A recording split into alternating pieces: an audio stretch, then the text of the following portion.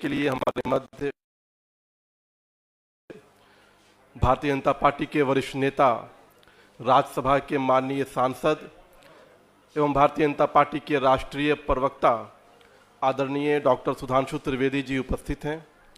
साथ ही भारतीय जनता पार्टी के राष्ट्रीय मीडिया से प्रभारी, विधान परिषद के माननीय सदस्य एवं मुख्य सचेतक आदरणीय डॉक्टर संजय मयूख जी और हमारे बिहार प्रदेश के सह प्रभारी अमित प्रकाश बबलू जी उपस्थित हैं। मैं विनम्र निवेदन करता हूं आदरणीय डॉक्टर सुधांशु त्रिवेदी जी से कि वे इस प्रेस वार्ता को संबोधित करें।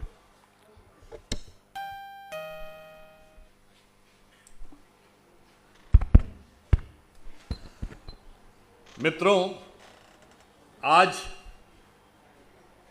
कांग्रेस के राष्ट्रीय अध्यक्ष श्री मल्लिकार्जुन खड़गे जी, जिन्होंने एक समय में बिहार को छोटा मोटा राज्य कहकर संबोधित किया था, जब माननीय प्रधानमंत्री जी ऑपरेशन सिंदूर से पूर्व पहलगांव की दुखद घटना के बाद यहां पर आए थे, तो आज उनकी नजर में इस छोटे मोटे राज्य, जो भारत की राजनीति में आज से ही नहीं प्राचीन काल से ही बहुत बड़ी, जीवंत और प्रभावी और ऐतिहासिक भूमिका निभाता रहा है, यहां पर हम उनका स्वागत करते हैं और उनकी विवशता का भी अनुभव करते हैं।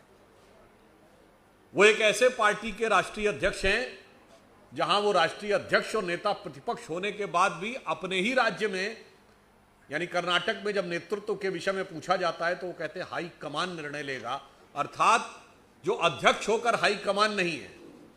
और यहां पर आकर वो एक ऐसे नेता को, यानी तेजस्वी यादव जी के समर्थन की बात कर रहे हैं जिन्होंने अपने पिताजी लालू प्रसाद यादव जी को राष्ट्रीय अध्यक्ष बनने के बाद भी फोटो से गायब कर दिया है। अर्थात एक हाई कमान विहीन अध्यक्ष, एक पोस्टर से गायब राष्ट्रीय अध्यक्ष, दो बुजुर्ग नेता अपने अपने पार्टी के तथा कथित युवा नेताओं की उच्छृंखलता और विवशता के शिकार हैं। इसके लिए हमें उनके प्रति पूरी सहानुभूति है, परंतु बिहार की जनता उस यथार्थ को समझती है। कांग्रेस पार्टी आज ये कहती है कि बिहार में क्या विकास हुआ, और उन्होंने माननीय प्रधानमंत्री जी के लिए बहुत घोर आपत्तिजनक शब्द झूठों का सरदार प्रयोग किया। तो मैं विनम्रता से खड़गे जी से और तेजस्वी यादव जी से पूछना चाहता हूं कि जब हमारी सरकार आई तो बिहार की प्रति व्यक्ति आय 6,900 रुपए थी, आज 67,000 रुपए। ये सच है या झूठ है? जब हमारी सरकार आई तो बिहार का बजट 23,000 करोड़ रुपए होता था, आज 3,17,000 करोड़ रुपए है। ये सच है या झूठ है? जब हमारी सरकार आई उससे पहले बिहार में इलेक्ट्रिसिटी कवर, यानी बिजली केवल 22% क्षेत्रों में थी, आज 100% में है। यह सच है या झूठ है? जब हमारी सरकार आई उससे पहले बड़े शहरों में, यहां तक कि पटना में भी 6-7 घंटे ही बिजली आती थी, गांवों में तो आती ही नहीं थी। जो लोग आयु में बड़े होंगे, 35 साल या ऊपर की उम्र को, उन्हें पता होगा एक दौर में बिहार में मोबाइल चार्ज करने के लिए 10 या 20 रुपए देना पड़ता था, क्योंकि गांवों में जिन लोगों के पास जनरेटर होते थे वो मोबाइल चार्जिंग करवाते थे। पुराना नोकिया का मोबाइल एक बार चार्ज होने में 2-3 दिन चलता था। आज उन सारी जगहों पे 100% बिजली है। ये सच है या झूठ है? और फिर मैं पूछना चाहता हूं माननीय खड़गे जी से कि मार्च 2013 में तत्कालीन प्रधानमंत्री मनमोहन सिंह जी ने, के प्रधानमंत्री कार्यालय ने बिहार सरकार की, नीतीश कुमार जी की प्रशंसा करते हुए ट्वीट किया था कि बिहार ने शानदार विकास के कार्य किए हैं और यह फास्टेस्ट ग्रोइंग स्टेट हो गया है। वो झूठ था या ये झूठ है? फिर मैं पूछना चाहता हूं कांग्रेस पार्टी और महागठबंधन से कि सिर्फ 1-1.25 वर्ष पहले 2024 के चुनाव के बाद जब 2025-26 का बजट आया तो कांग्रेस पार्टी ने कहा और महागठबंधन के लोगों ने, इंडी गठबंधन के लोगों ने संसद में कहा कि सब कुछ तो बिहार को दे दिया गया। वो झूठ था या आज आप कह रहे हैं बिहार को कुछ नहीं मिला, यह झूठ है। मैं उनको पूछना चाहता हूं कि जयराम रमेश जी ने ट्वीट किया और स्टेटमेंट दिया, कहा कि बिहार को इतना सब कुछ दे दिया गया, यह तो बाकी लोगों के साथ एक मजाक है, वो झूठ था। या आज आप कह रहे हैं कि कुछ नहीं मिला, यह झूठ है। मैं पूछना चाहता हूं चिदम्बरम साहब, पूर्व वित्त मंत्री, उन्होंने कहा सब कुछ बिहार को दे दिया गया और बाकियों के लिए जबानी जमा खर्च, वो झूठ था या यह झूठ है? इसलिए हम यह बताना चाहते हैं कि यह कांग्रेस की फितरत में शामिल है कि ये वक्त के साथ बदलते रहते हैं, मगर एक मामले में ये बिल्कुल नहीं बदलते कि ये सदा सर्वदा झूठ के ही साथ रहते हैं।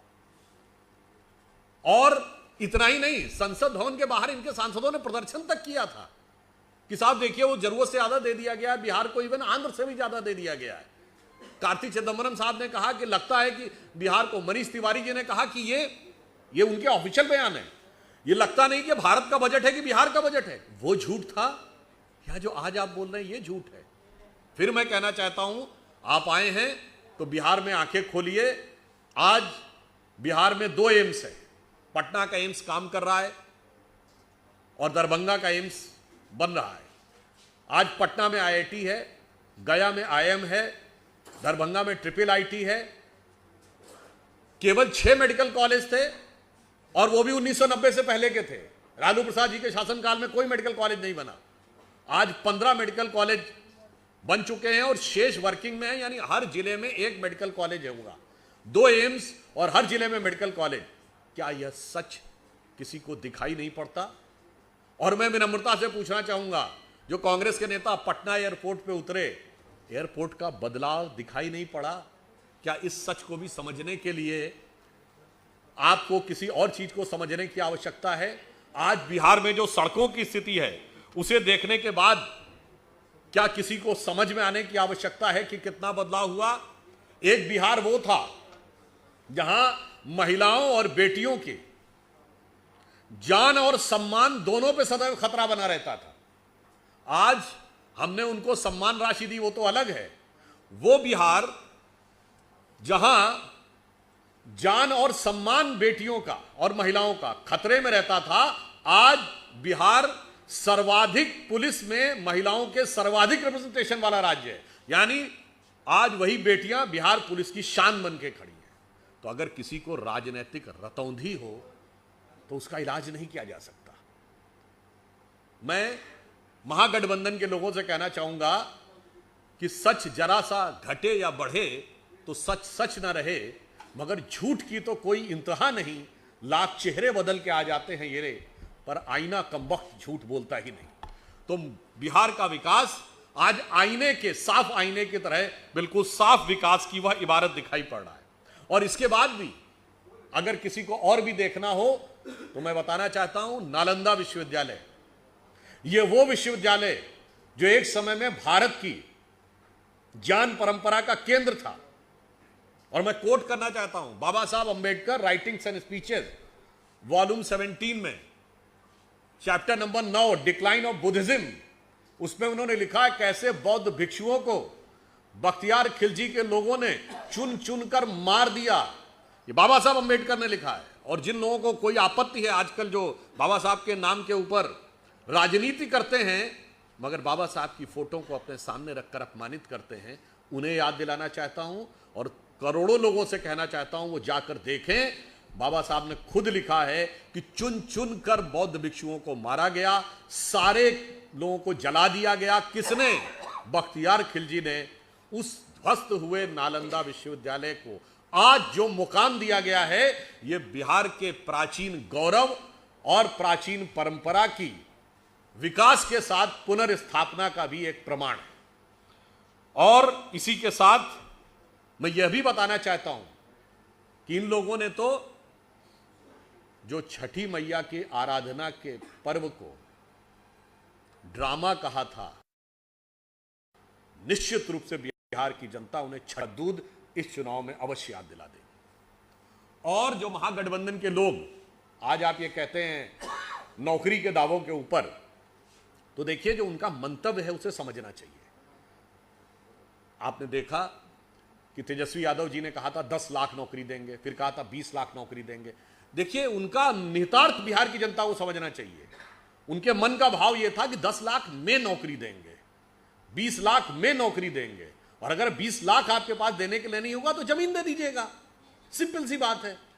और जमीन लिखवा कर वो नौकरियों के मामले में कोर्ट कचहरी के चक्कर काट रहे हैं। और अब जब वो कह रहे हैं कि हर घर को सरकारी नौकरी देंगे, तो इसका निहितार्थ समझिए। जमीन तो पहले लिखवा चुके हैं, अब सरकारी नौकरी पानी होगी तो घर भी लिखवाना पड़ेगा।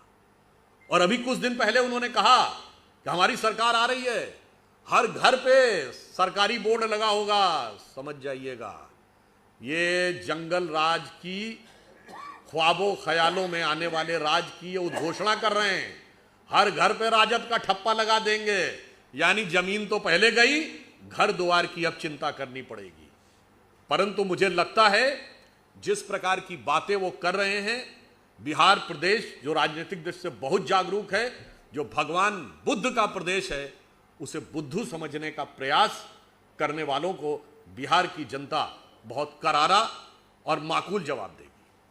और मैं यह भी अंत में कहना चाहता हूं कि प्रधानमंत्री श्री नरेंद्र मोदी और मुख्यमंत्री श्री नीतीश कुमार जी की जोड़ी ने, जो माननीय प्रधानमंत्री जी ने भी कहा कि दोनों भाई मिलकर भारत और बिहार दोनों को विकास की जिस नई ऊंचाई की तरफ ले जाने के लिए खड़े हुए हैं, एक बार फिर 2025 में नीतीश जी आएंगे और विकास की वो इबारत जो आगे बढ़ रही है उसे अब एक नए मुकाम तक ले जाएंगे। क्योंकि आप कहेंगे पिछले चुनावों के मुकाबले ये चुनाव अलग कैसे है? ये भारत के अमृत काल का पहला बिहार का चुनाव है। 75 वर्ष स्वतंत्रता के पूर्ण हुए, माननीय प्रधानमंत्री जी ने कहा 100 वर्ष का जो जब हम पूरे होंगे 2047 में, तो ये अमृत काल है, ये अमृत काल का पहला चुनाव है। और बिहार की जनता इस अमृत काल में होने वाले पहले चुनाव में अब किसी जंगल राज की विष बेल को फैलने का कोई मौका नहीं देगी। नीतीश जी के नेतृत्व में और नरेंद्र मोदी जी के मार्गदर्शन में अमृत का प्रभाव और बढ़ता हुआ नजर आएगा। तो मैं सिर्फ ये पंक्ति कहकर अपना निवेदन समाप्त करता हूं कि ये तो वो गठबंधन है। और वैसे एक और आपको बात बता दूं, एक झूठ और बोलते मुझे याद आ गया। ये मात्र 1.5 साल पहले कहते थे कि ईवीएम हैक हो गई, अब ईवीएम हैकिंग छोड़ के कहते हैं कि वोटर लिस्ट में गड़बड़ हो गई। यानी तब झूठ था कि ये झूठ है, हकीकत में वो भी झूठ था, ये भी झूठ है। तो ये सर्टिफाइड झूठों वाले लोग हैं और भारत की राजनीति के इकलौते नेता हैं जिन्होंने सुप्रीम कोर्ट से झूठ बोलने के लिए चौकीदार चोर पे 2019 में ऑफिशियली माफी मांगी है। तो सर्वोच्च न्यायालय के द्वारा सर्टिफाइड झूठ के सर्टिफिकेट प्राप्त नेता हैं। इसलिए मैं कहना चाहता हूं, आज दो रास्ते हैं, जांचे परखे खरे नीतीश जी और नरेंद्र मोदी जी, तपे तपाए आजमाए नीतीश जी और नरेंद्र मोदी जी। दूसरी तरफ भ्रष्टाचार के आरोपों में जमानत पर और कोर्ट कचहरी के चक्कर काटते दो भटके हुए नौजवान राहुल जी और तेजस्वी जी। और आप ये भी समझ लीजिए, अभी तो सरकार आई नहीं, जो माननीय प्रधानमंत्री जी ने कहा क्या दबंगई दिखवाई है राजद ने, जबरई लिखवा लिया कांग्रेस से मुख्यमंत्री पद। तो सोचिए कभी इनकी सत्ता आ जाए किससे क्या क्या नहीं लिखवा लेंगे वो इसके बाद। तो मुझे लगता है हम बिहार की जनता को से पूर्ण समर्थन और प्रभावी जनादेश की आशा करते हुए और एक ऐसे गठबंधन जो अंतर विरोधों और दरारों से भरा हुआ है उसके प्रति यह पंक्ति कहते हुए समाप्त करता हूं कि इस महागठबंधन में दिखती नहीं किसी को कोई दरार, क्योंकि हर दीवार पर चिपके हैं मोदी विरोध के इश्तेहार।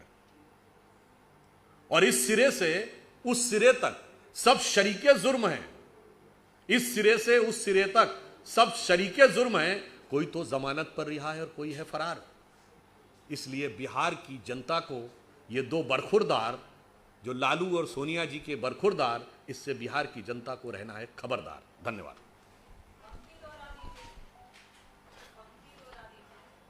वो रिकॉर्ड हो गई होगी। चलिए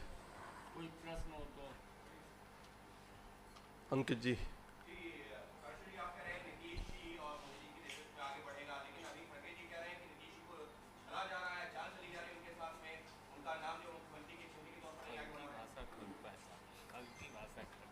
देखिए, मैं कहना चाहूंगा वो खड़गे जी का अपना अनुभव होगा। वहाँ राष्ट्रीय अध्यक्ष भी ऐसे ही होता है, खड़गे जी को कहना पड़ा कि हाईकमान तय करेगा, और प्रधानमंत्री जी भी ऐसे ही होते हैं। तो वहाँ पर याद करिए